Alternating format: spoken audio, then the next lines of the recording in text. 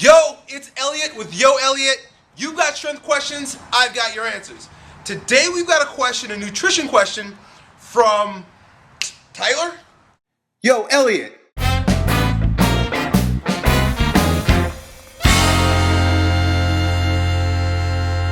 Elliot, my name's Tyler, and my question is on mass building for football. I've been doing the Total Extreme training program for about 3 weeks now.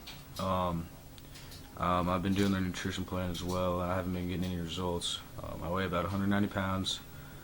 I want to be about 215, 220 for next football season, and I was just curious on some exercises I could do, maybe some different meals I could eat to, actually start putting on weight, because I haven't put a single pound on in the last 2.5 weeks. So that's my question. Thank you. All right, Tyler. Here's the situation. With regard to the TXT program, the developer of that program actually happens to be a very good friend of mine, and we work together to actually put those meal plans together. So any of you who have purchased or used my Gridiron Strongman program or the Critical Football program have followed basically the same exact meal plans that are in TXT.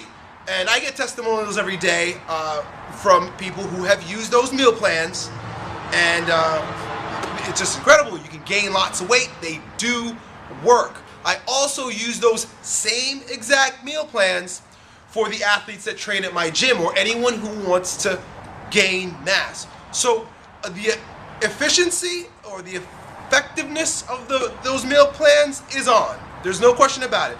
What typically happens is you may not be following the right plan for your body weight, especially if you've gained. With this plan, if you're using the supplements that are in it also, you'll gain 10 pounds in a matter of weeks. Like that. They call it newbie gains, right? If you're on the forums and stuff, you have those newbie gains right away.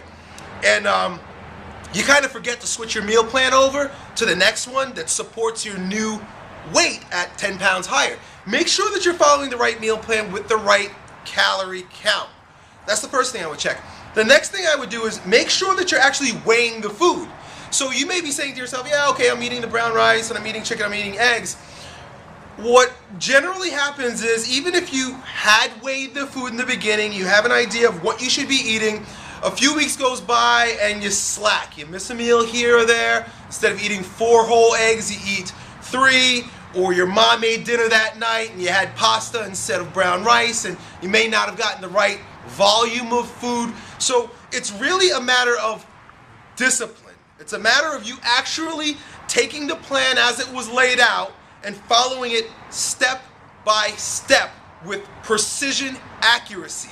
It's really that type of precision accuracy that makes the big difference. It's the small things that make a big difference. So my suggestion to you would be to go back, look at the program. It works. I endorse it. I helped create it. And make sure that you're following it to the letter. If you cannot gain mass on that meal plan, then maybe you have a metabolic disorder or something like that. Get checked out. The other thing is that I've got a guest here for you. I actually have Chris Barnard, who's the author of that program.